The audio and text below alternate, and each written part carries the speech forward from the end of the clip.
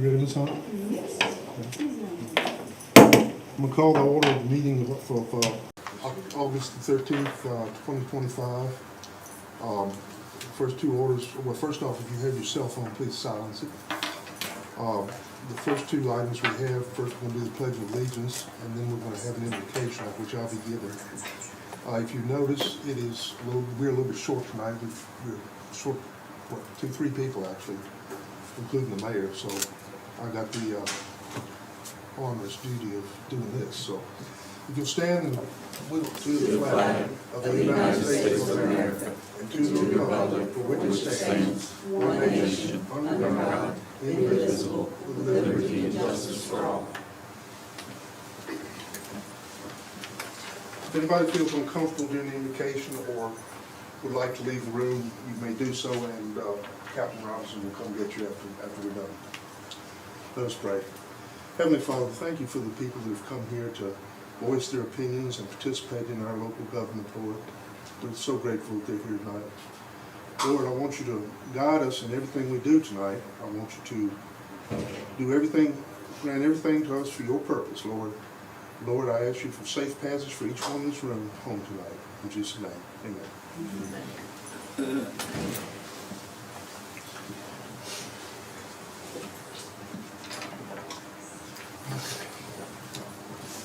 All right, first up is public hearing for proposed noise ordinance, which is being handled by our attorney, Ms. Kemp. Ms. Kemp?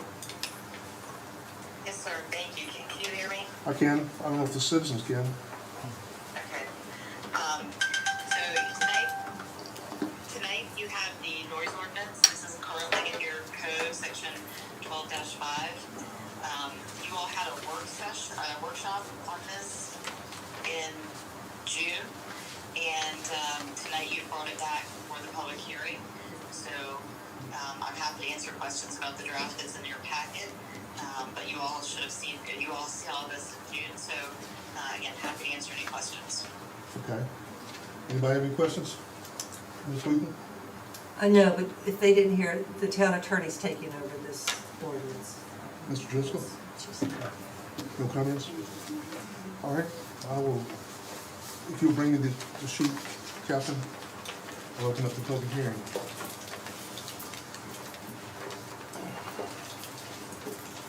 Okay, the first one up is Sandra Beaker. 3 minutes. So the first thing I'd like to say is that now that the town attorney has taken it over, that has a little more impact on me because I had conflict of interest concerns. But I've got them addressed here, so I'm going to cover them.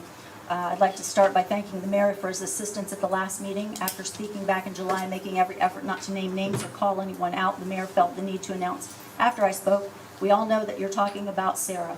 This brought several thoughts to mind regarding how we might expect to be considered during these proceedings. First, minutes earlier, the mayor had mispronounced my last name wrong twice and laughed about it, pronouncing my husband's correctly earlier. I gave grace and said, "No problem, it's often mispronounced." When he called me out, he got it right. Secondly, unless the mayor already knew there was a problem in our neighborhood associated with happenings at Ms. McGuffin's property, how would he know who I was talking about? My third thought was, seems like an attempt to put me in a place. So do they intend to govern by intimidation, push the proposed noise ordinance through without consideration of citizens' concerns? These are all just food for thought. Previously, I addressed my concerns regarding conflict of interest. Ms. McGuffin responded that there is no money involved, so there is no conflict of interest. Conflict of interest is not just monetary. However, I would say that if that is the interpretation for the process, could very well have monetary implications if folks were forced to transport their ATVs and dirt bikes to designated areas away from town and possibly pay fees to ride there. I invite each of you to discuss my conflict of interest concerns in private at the last meeting. One member contacted me to discuss them. I didn't elaborate in the last meeting in an effort not to expose Ms. McGuffin directly.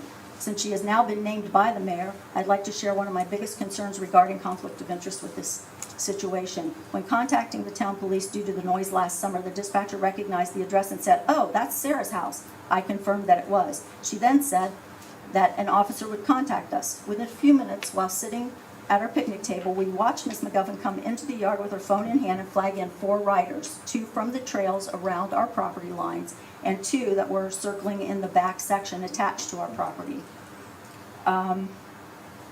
Once they were all in, we received a call from the officer asking if the noise had stopped. The answer was yes, because somebody just called and told them that we were calling. Appearance of a conflict of interest? I think it is. All following calls that we made were addressed with let us know if it continues late into the evening. How can we expect something as nondescript as a decibel reading to be recorded and addressed if they will be notified every time a neighbor calls with a complaint? And how can we expect that this ordinance will be written objectively with the involvement of someone considered to be the problem, at least in our section of town? We need a hard and fast ordinance so that we do not have ATVs and dirt bikes racing around in the town. And as I said at the last meeting, if this can happen in our neighborhood, it can happen in yours. Thank you. Thank you. Next up, Mike Dietrich.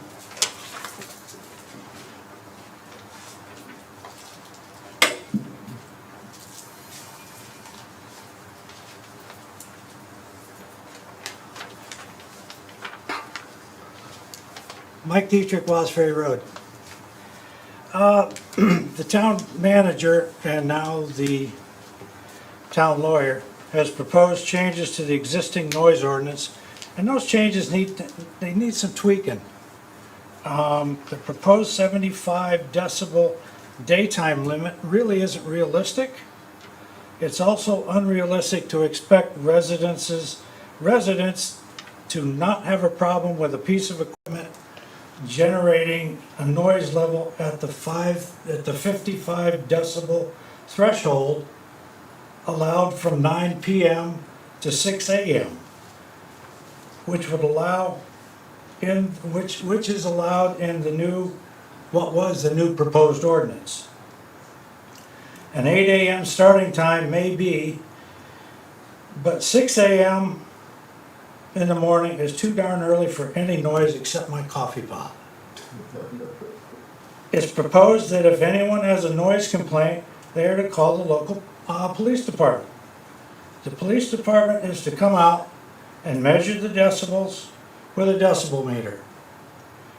Now let's go through this scenario. Noise complaint call comes into the town police. The dispatcher reports the complaint to a patrolman on duty. The patrolman drives into the office to pick up the decibel meter and head out to the complainant's address, wherever that may be. The offending noise needs to be more than 3 minutes for it to count against the ordinance. 2.5 minutes of noise doesn't count.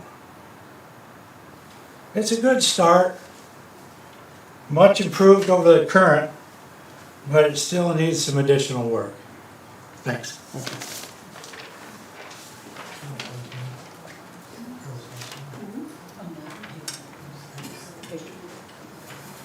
Next up, Harold Haybeck.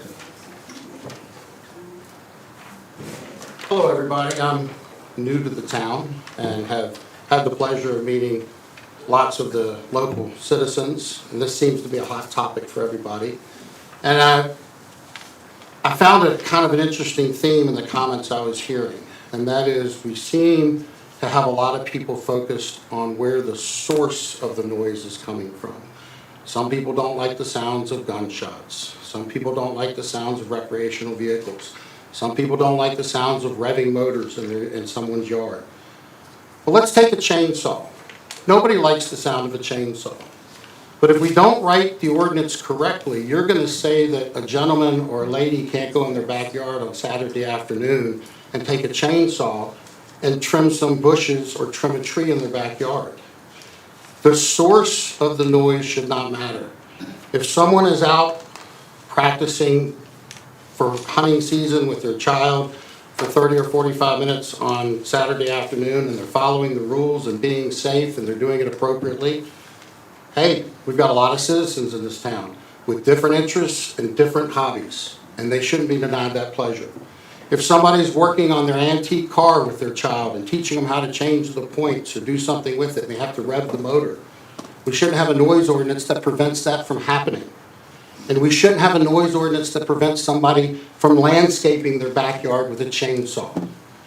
That's the important thing here, is that if you're gonna have a noise ordinance, it needs to be directed at the noise, not the item that the noise is coming from. There's a big difference between somebody with a small yard and they're allowing their teenage children to spend 6 hours going around in circles with dirt bikes over and over, and that would drive anyone crazy. But if someone's riding on a large patch of land, 10, 20, 50 acres, and the sound drifts by your backyard for a minute or two, and then it wanders off for 10, 15, 20 minutes at a time, to me, that's a lot less aggravating than a chainsaw in a backyard. And I don't think you can prevent somebody from cutting down their shrubs if they want to on a Saturday afternoon. Thank you. Next up, Mr. Sonny Murphy. Oh, there you go. Oh, thank you.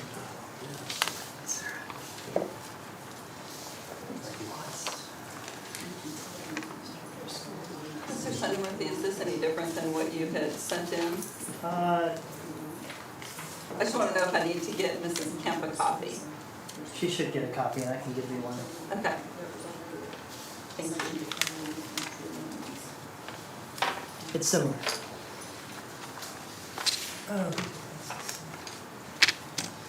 Members of the Town Council, I respectfully request that you consider implementing the changes I've just handed to you, including changing the criminal penalties to civil penalties and narrowing the scope of the ordinance to residential districts only, for the following reasons.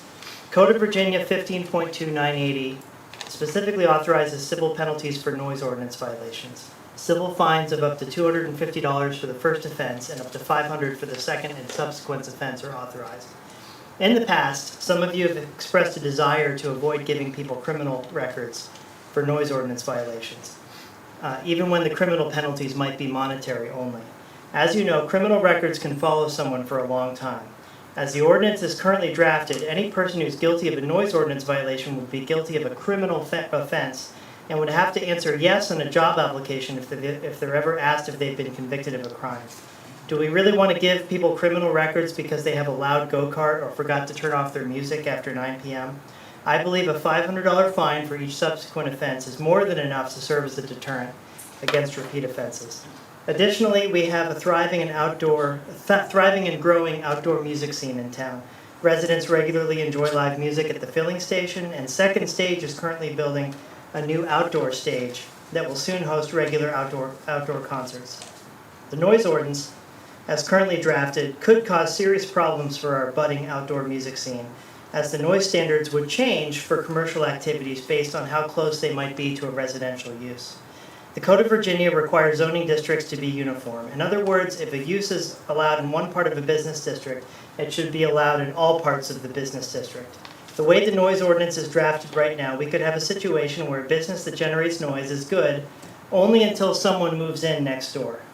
The filling station is located in a business district. Per the ordinance, outdoor music at the filling station is allowed, but if someone with sensitive ears moves in nearby, under the current draft, noise from the filling station would now become subject to the noise limits, and that person could file a noise complaint and get the outdoor music shut down. Permitted activities should not change based on who moves in next door. For those of us who choose to live in a business district, like me, we must accept that we have to live with loud noises like the 100 decibel siren I have across the street. It's part of life living in a business district. Zoning is what keeps incompatible land uses separate. Activities which generate noise don't belong in residential districts, but they should be allowed in commercial districts. Thank you. Thank you. If nobody else to speak, I'm gonna close the public hearing. So we've discussed this amongst ourselves, and rather than take a vote when we have three people missing, and there's been so much public input on the ordinance, we're gonna send it back to another work session in the future the mayor will schedule for any revisions that may be needed. So thank you for your comments. Moving on. Is it possible to ask a question? Sure. I didn't want to sign up because I don't have 3 minutes of speaking. I was just curious how, where the decibel level would be taken? Like if I'm in my house and I call a noise, do y'all come into the house to measure? Or do you go to the source of the noise to measure? Captain? Can you answer this question, lady's question for? Go ahead and ask him again. Sorry. I was just curious if I'm in my house and I call in a noise ordinance complaint and you come to measure, do you measure in my house where I am or do That you would go be to outside where the of the source perimeter, is? Okay, like probably within the perimeter of your property. okay. I mean, I have a pretty big property, so I wasn't sure like how that worked. Thank you. Thanks. All right. Next, we have a request from Toby Thurston for the Apple Harvest Festival. I believe, Ms. McGuffin, you're handling that? So, we have the annual Apple Harvest Festival request. They would like to have permission to close Lancer Lane for the annual festival. This is, I wish I knew which year this was. They've been doing this for several years, very successful. It would be October 18th and 19th. So I'm looking for a motion from council for approval of that street closure request. I make that motion. She made a motion. Do you want a second? Yes, second. All right. Motion's been made and seconded. Call for vote. Mr. Driscoll. Aye. I'll vote aye. Aye. Ms. Weaver. Vote passes 3-0. Let's see, consent agenda. No. Citizen comments first. Yes, citizen comments, I'm sorry. Per our policy, individuals desiring to speak who's not met the agenda requirement, be allowed a maximum of 3 minutes to speak. I have a list of people that have signed up. Nobody has signed up to speak on this first one. So we'll move on to the consent agenda. Items on consent agenda can be voted in a block if you're all in agreement with the recommended action or discussed individually. I would like to separate these out because I'm going to have to abstain on the minutes. I was absent last meeting and was no part of the meeting. So if we could break that out, I'll take a motion to accept the town council minutes from July 9th. So moved. A second? Mr. Driscoll? No comments. No, I mean, vote. Oh, aye. Sweden? Aye. Abstain. 2-0-0. 2-0-1, I'm sorry. Check approval. All right, the check register for the month is attached. You've had a chance to look at it. Are there any questions? I have a question, just for curiosity's sake. There were 2 checks written for the windows. Yes, ma'am. 4,000 some. Why were they 2 checks versus one to the same company? I mean, were you billed separately or? We just got billed separately for each window. Thank you. Okay. I'll take a motion to approve the check register for the month of July 2025. So moved. I second. Mr. Driscoll? Aye. I'll vote aye. Ms. Wheaton? Aye. 3-0-0. All right, moving on to staff reports. You've all had a chance to look over the staff reports. Are there any questions of any of the department heads? I have one. Go ahead. Under the town, and I'm not supposed to ask if, I think this is right time, the town manager report to council. There was a note that water withdrawal permit, staff has worked with Mr. White to turn in our next required submission to DEQ. We are awaiting a response from DEQ to see what the next proposed permit will be. Do we have any updates on that whole process? They have not said a word to us. And, this is one of the frustrations, and, Mr. Williams and I have talked about this a few times as well as Mr. White and I. DEQ, when they ask us for the next set of information that we're required to submit, we always have a very tight time frame in which to submit that. Normally, they want to give us 2 weeks, and we have to push to have 30 days. Mm-hmm. And then we turn those things in within the required timeline. And then at this point, I'm not sure, we're talking months at this point that we've then been waiting again.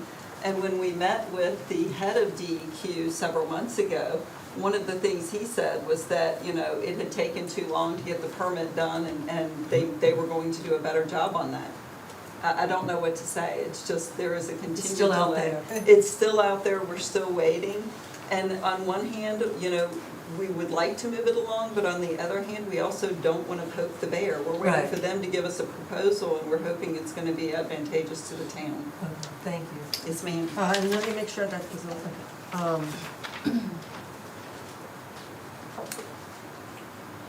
Well, I'll ask now, regarding the police, may I comment on the July 25 monthly report from the police Sure. department? And I won't direct this to our officer, I'll direct it to council. You know, when I had inquired about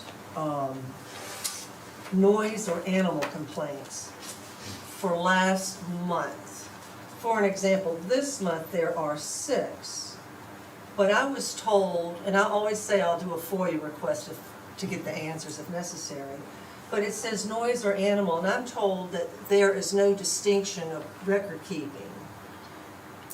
So we really don't know what was noise and what's animal complaint. And I'm wondering if moving forward, we would be able, and I guess this is a discussion that would have to come from council, may we differentiate? Because if I'm curious, like we had this noise complaint, and then we had the noise workshop, it would help me, and I speak for myself, it would help me in working on these projects to make sure I have all the information.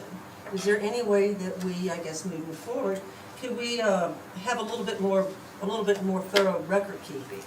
So when we have these issues come up, we'll be able to speak to them clearly. And again, I don't mind doing the FOIA request if I'm not allowed it. but- Right, well, I think that it probably could be broken down a little bit better. I think that's something for the police department to comment on, and I don't know if Mr. Robinson.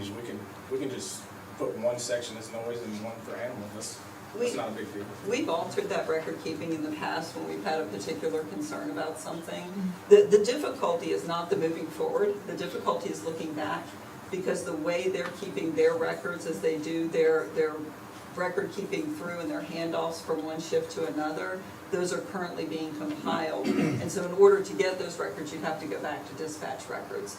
But moving forward, we have changed the structure on that a few times, because we've had some questions over time about different issues, so I can talk about that with Chief. I do believe so, and I would like to also look at other areas. Maybe I will step back and have you have the discussion. Because if I, as a council member, can't get my answers to serve our community, and then have to be told I have to go through FOIA and pay for it if necessary, I don't think that's quite right, and I speak for myself. But I would find it most helpful if I could begin getting my answers to help with projects like this, so I may speak intelligently to our community. So I thank you for working with the police officers, according if the council will allow you to do so. I will Thank talk you. to Chief Certainly. about it. Certainly. Thank you, Ms. Whedon. Other reports, we have the Planning Commission met on August the 6th, your minutes are attached. The Economic Development Authority met on July the 7th and August the 4th, the minutes are attached. And the Robert E. Lee Sewer and Water Conservation District met on July the 12th and 26th. Again, the minutes are attached. I don't know that I can answer any questions, but I'll take any questions if either we have them. Okay, there being no questions, we're going to move on to discussion items.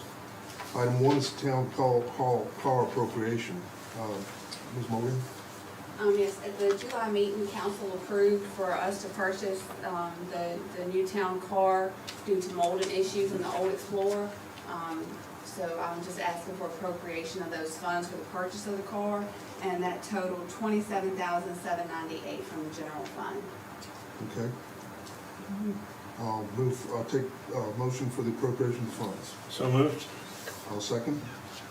Ms. Weaken? Pardon me? We have a motion to second. I'm not the second. Huh? I'm I not- did. Oh, okay. You, Discussion? if you want discussion, yes. go I want ahead. to ask a question. What are we doing with the old car? What happened to it? We already got rid of that, since we had the mold issues and we didn't think that it was safe to drive, we actually scrapped it to Cunningham. Okay, And thank you. we got a check for the scrap. Okay, thank you. I'm sorry. That's all. Have a vote, Ms. Weaken. No. I vote aye. Mr. Aye. Dishman? 2-0. 2-1-0, I'm sorry. Banner policy discussion, Ms. Hunt? Yes, last month we discussed the banner policy that we currently have and whether or not to add outside of town, and that matter was deferred. So in your packet, you have my report on it and also the proposed policy, updating that to add priority structure and to reduce the amount of days where we actually received a request from 180 to 90, or it could have been 360 to 90, I don't know, but it was just too much to begin with. And also just put in allowed and disallowed usages in the policy. Right, I saw that. Are you looking for a vote tonight? If you're ready, or if council has anything else that they want to add to it, but if council's ready. How's council ready for a vote? I am, but I'd like to ask one quick question. Is it, and I probably know the answer, but I'm going to ask. In July, it has an Amherst County Day in the Park, first request. Which, is that, That was the one that they just requested this year. what is, and that's, which park? Mill Creek. Oh, that's Mill Creek, okay, I remember, Yeah. okay, thank There you. are 4 months out of the year that we do not have there. Okay. Did I remember that now? I couldn't remember. Thank you. All right, I'm gonna take a motion for approval of the new banner policy that Ms. Hunter's worked on. I'll make that motion. Second? Second, any discussion? Any further discussion? No, sir. Okay. Mr. Driscoll? Aye. Aye. Ms. Wheaton? Aye. 3-0-0. Okay. Thank you, Ms. Hunt. All right, we have a request for street closure and Halloween event. Chief Watt, Captain Robinson and Ms. Tracy. Chief Watts found out recently, actually just last week, that Second Stage is not having their normal Halloween event for the trick-or-treaters and the music like they did last year. So the town would like to come forward and do our own event. Halloween does fall on a Friday night this year, so we do not want to do it on the actual Halloween night. So we are requesting the street closure for Friday, October the 24th. We're requesting a normal street closure from Second Street to Star Street like we do for the first responders event. The hope is to get local businesses involved and nonprofits and churches and have everybody set up a table along Main Street in front of the businesses and decorate their table and possibly dress up if they want to and hand out candy to the trick-or-treaters that night. We would also like to maybe have a food truck and some music and everything in the parking lot like we have for the first responders as well. So at this time, we're requesting the street closure for that event. What are your times for that? Street closures from approximately 5:45 to 9. Okay. And Chief did mention that potentially they would also look at doing a closure of East Court up to Goodwin, leaving Goodwin open, but to give that extra block in case we had enough interest. So Okay. we'd like to add that if we could. Okay. So you want to amend that in your request as well? Yes, we would like to also add Goodwin Street and East Court Street to Okay. that road closure. All right. I'll take a motion to accept the road closure again for, One more discussion. We need to advertise this a lot. well, Yes, yeah. sir. Yeah. We'll have discussion. I'm gonna get going on the flyer as soon as possible. Chief Watts is actually at his command college for this week, and I told him that I would have that ready when he got back so we could get going. Okay. Okay, I'll take a motion for this closure. So moved. A second? Motion and second. Any more discussion? No, sir, it sounds like fun. Ms. Whedon? Oh, I'm sorry. No, it's a vote. Sounds like fun, yes. Okay. Aye. Aye. 3-0-0. Okay, we got that.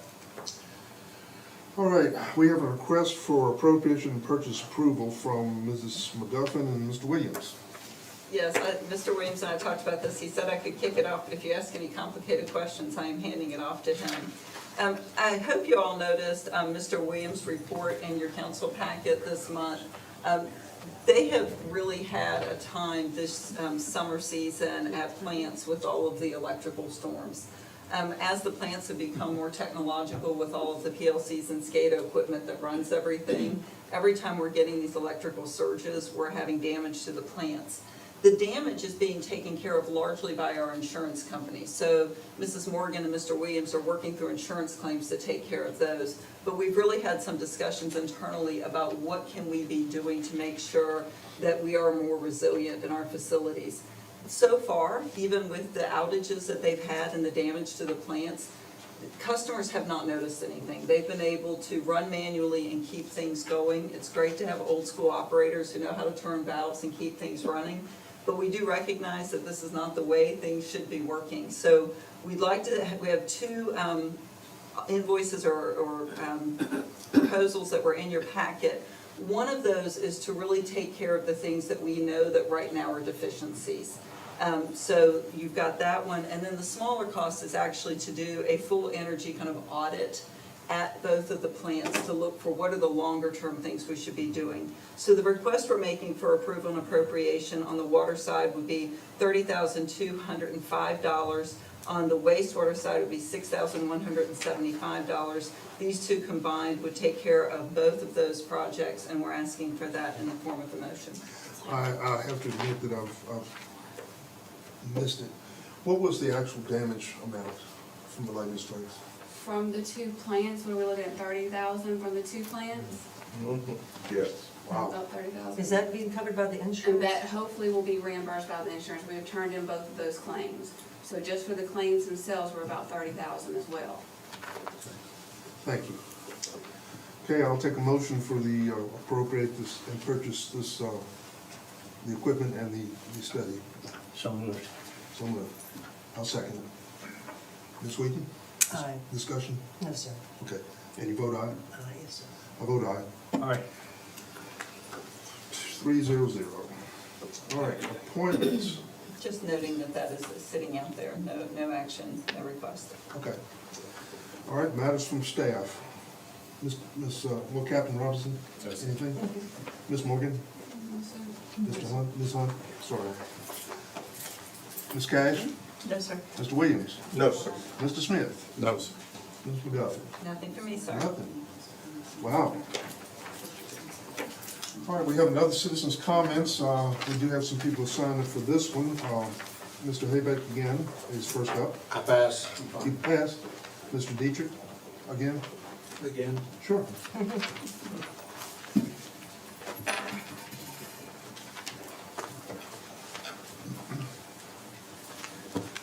Thank you. My wife and I moved here about 6.5 years ago. Amherst was a quiet little town, and we moved into a peaceful, quiet neighborhood. Not exactly Mayberry, but there weren't any significant issues between the residents. That all changed approximately 1.5 years ago. We now have a motocross, ATV paths that border at least 4 Waz Ferry property owners. Granted, the land that the paths are on is part of a 23.5 acre parcel owned by the town manager. The mayor let that cat out of the bag last month. The family likes their motor toys, and I really don't have a problem with that. I've owned motorcycles since I was 17 years old and was still riding in my 60s. I wish I could still do it now, but my balance isn't quite what it used to be. I don't have any problem with bikes. What I and some neighbors have a problem with is motocross bikes and ATVs riding very near or on our property lines in full view of property owners. Sorry, but the noise is disturbing. And it's the last thing that my family and I want to see and hear when we're out on a Sunday afternoon or evening cooking chicken on our outdoor patio. We didn't purchase our property to get free admittance to motocross races. The noise is disturbing, and so is the spectacle. They should be banned from any property within the town limits. A licensed bike or ATV/UTV is one thing. If they're unlicensed, they're noise producers and dirt throwing machines. Ban them from within the town limits, period. Thank you. Thank you. Okay, next up is Margaret Costco. You passed? Okay. Okay, there being no further comments, I will circle back on the staff reports. I forgot you, Ms. Kemp. I'm sorry. Do you have anything to add? Yes, sir, thank you. Okay, thank you. All right, let's see. I think we're at the end of the meeting, aren't we? Matters from council, sir. Yes, matters from council. Mr. Driscoll? None. I have none. Ms. Weaver? Well, I'm glad we're postponing this noise discussion to a workshop, and I hope that we will advertise it so we may have everyone's input. I was going through the municipal code, the Muni code, and I think we need, if possible, Ms. Kemp, if you believe it's appropriate, maybe we could look to this Muni code, because not only I believe we should not only look at noise and its description or meaning, as well as sound. They're two different descriptions. And whether it be sound pressure, stationary noise,